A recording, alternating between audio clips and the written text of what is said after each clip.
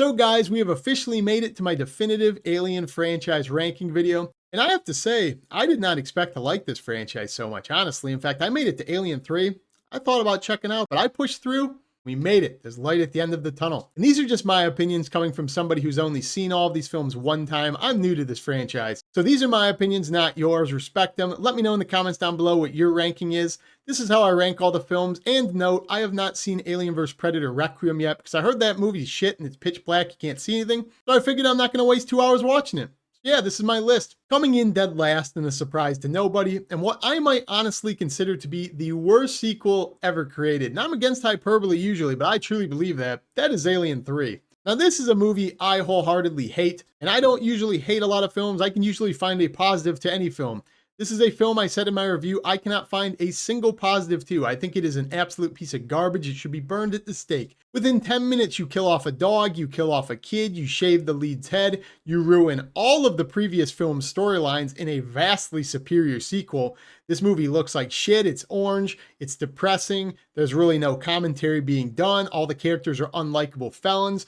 I don't know how this movie got greenlit. In my opinion, this might possibly be the worst sequel and one of the worst films ever made for what it's standing for. And I know somebody's going to say, well, you've never seen Critter 7 or Chucky 9 or whatever they're going to say. But it's like, I don't hold those to the same standard.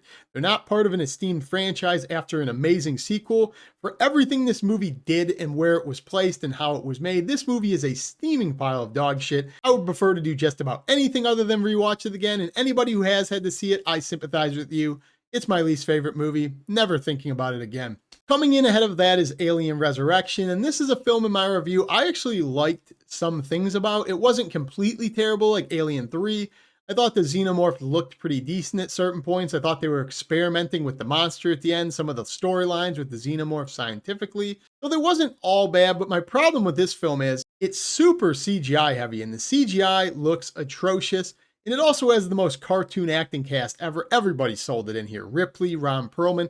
Ron Perlman, you know what you did. You know what you did accepting this paycheck with that cartoon character acting like a monkey. Nobody's going to convince me otherwise. Him and Winona Ryder cared at all when they were on set for this film. So yeah, it's got some positives going for it. It kind of trashes itself in the last act with the terrible looking monster and like the CGI and all of the stuff related to creation, but it's not completely terrible. So it's above Alien 3. I will give it that, but this is not a good movie at all. But I did ponder when I did my review for this one, is it so bad it's good?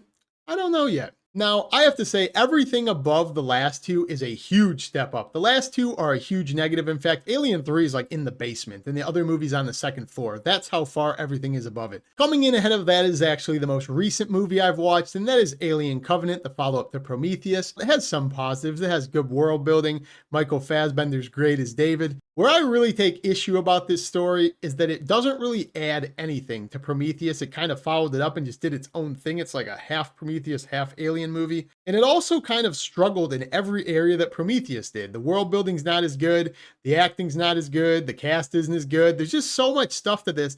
It was a huge letdown as someone who did enjoy Prometheus. And this movie also, like a lot of people thought about Prometheus, I thought was pretentious as hell. The way they're telling this story, the way David acts, this movie felt so far up its own ass. It felt like it was kind of a nod at the audience from Ridley Scott, like, oh yeah, you don't like Prometheus? Oh, I'll give you Prometheus. But I actually understand why people enjoy this one. There are some cool special effects with the aliens. The aliens look cool. It is a hybrid of like Prometheus and an alien movie. But I don't know. I don't think it fully works. It feels like it doesn't know what it wants to be. It's not as clever as it thinks it is.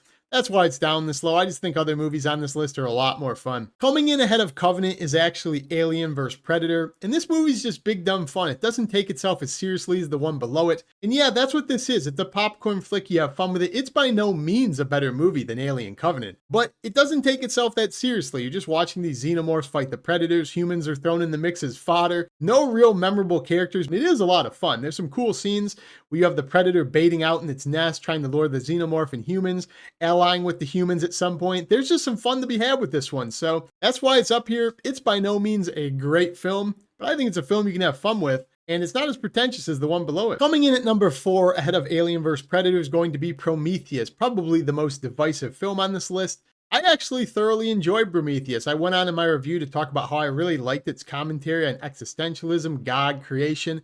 I know it can come off a little bit heavy-handed and pretentious, but I did enjoy it for the most part. Thought the world building was top-notch, star-studded cast, Idris Elba, Michael Fassbender, Charlize Theron. I just thought there was a lot to like about the film, and honestly, after binging through this franchise, it really stood out as the first mega sci-fi differential from the Alien films, so I appreciated that. So I did enjoy it, but it's not without fault. You have some dumbass characters in this. You have some huge plot holes with the way they act, some of the writing. It does come off heavy-handed at sometimes, so that's a negative. There's also some terrible special effects in this at some points, like the makeup on Guy Pearce as the old man. I said that looks like the scene from Goosebumps where you can't pull the mask off. And then finally, you have two characters that can't move 2 feet to the right of a rolling rock. It's kind of like that Austin Powers steamroller scene. Yeah, there's some real stupid stuff in this, but I also think there's some really good stuff in this. So I thoroughly enjoyed it. That's why it comes in at number 4. Now, getting to this top 3, all 3 of these movies I think are very, very good, and they stand on their own. In fact, it took me about 10 to 15 minutes to rearrange these by how much I like them because I've only seen them once. You know, I probably have to go back, kind of watch them a couple more times, see how they stay. But these 3 could have went in any order and they really stood on their own compared to the other ones. I don't even think they're in the same category. So know that. But coming in at number 3, and probably a surprise to many, is actually the original Alien. Now, I thoroughly enjoyed watching this. They brought it back to theaters for its 45th anniversary, I believe. So I finally got to see this one on the big screen, see all of the power behind Ridley Scott, what he was able to do. And as I said, I gave this a really good review when I reviewed it months ago. I loved it. I thought it was really cool and creative. I thought it withstood the test of time. I thought the special effects and the practical effects looked great for their time. Facehugger specifically was really good, including the chest burster scene. And I also like the minimalistic approach to showing the xenomorph in this. I thought it looked really cool when you do see it.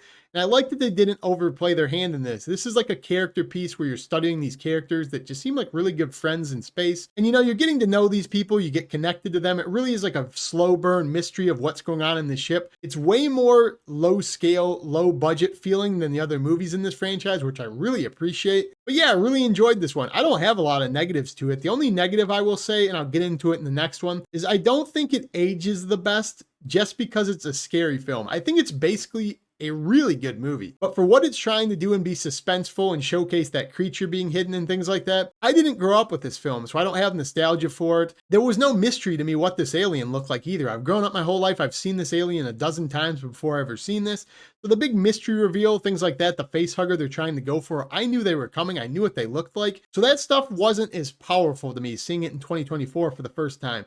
I appreciated how good it was. I really liked it. I was immersed. I thought it was a great film. I loved Ripley in it. I just thought for the time I saw it, I wish I could have seen this film in theaters. I said that in my review and got to see it with audiences in the 70s, see how extreme it must have been, how shocking it was. I'll never have that experience. Doesn't mean I didn't enjoy it. But coming in right ahead of it, as I said, it's kind of interchangeable. That is Alien Romulus at number 2. Now I know this is going to be a hot take because a lot of purists really didn't like this and they think Alien and Aliens stand alone. I do love both of those films, but the reason I put Alien Romulus above Alien, as I said in my review, is because for what they're trying to do, Alien Romulus, in my opinion, is by far the closest to the original, and it's not even close. It's really the only scary film besides one, and it's so similar, in fact, in what it's trying to do with the facehuggers, the xenomorphs, the way they look, the way they're depicted, they're held off in the shadows. I just thought for what I want in an Alien film in 2024, the way the visuals look so crisp, the set pieces, the attention to details in space, the ship, I just thought for me seeing it the first time, Alien Romulus does everything I want in an Alien film.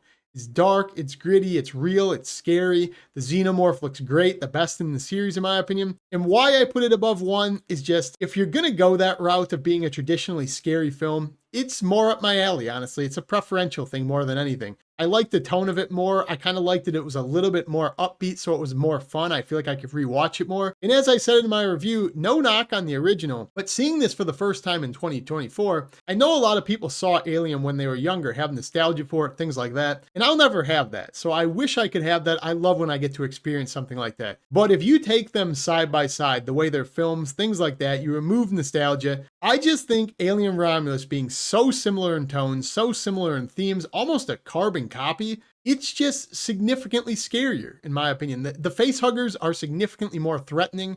They're more realistic looking.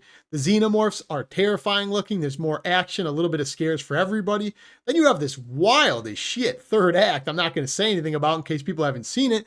It's just out there, nightmare fuel. So whether or not you like it story-wise, I just think, if you would have transplanted Romulus into the 70s where people saw Alien for the first time and they've never seen an Alien movie, it doesn't have the luxury of being first, but you stick Romulus where Alien was, it would have been considered absolutely terrifying. This movie could be considered the scariest film ever when you compare them side by side. So that's all I mean by it. Nothing personal. It's not a knock on the first one. And I also hear a good number of people talk about Romulus's third act, and they really didn't like where it went. They also thought it was really corny, all of the references and the dialogue to the previous film. Once again, I've only seen these films once. And in the order I watched them, I'd seen 1, 2, 3, Romulus. That's the order I saw them in. So when I saw Romulus, I didn't even know half of these references. I didn't know where Prometheus was going to go, Resurrection, all these people complaining about where it went. It didn't affect me because I didn't know any of that. So I understood once I read about them, didn't understand in real time. It didn't take away from my experience. So again, just a personal preference thing. When I saw this, none of that bothered me. That's why it's number 2. Coming in at number 1 in the creme de la creme of this franchise, in my opinion, that is Aliens by James Cameron. And this is a film I didn't grow up with, but I feel like I should have because I grew up with Terminator 2, Die Hard, movies like that. This feels just like the film that would have stuck in my household had I seen it, but I didn't. I love this film. I think it does the best of everything of all of these films. It has great acting, memorable characters, awesome set pieces. It's kind of scary at points. It just takes a hodgepodge of everything I like from these films, puts them all together. The aliens are scary at times, like number 1, some great action, as I said, some comedic relief from characters like Bill Paxton, rest in peace. You have Hicks, Newt, Ripley, so many memorable characters.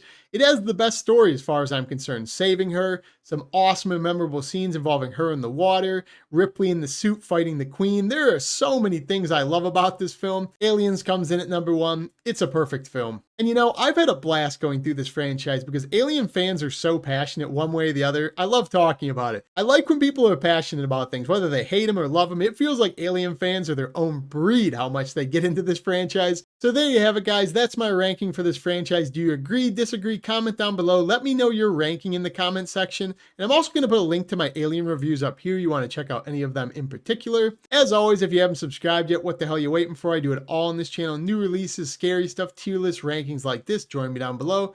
All I got in this video. Peace!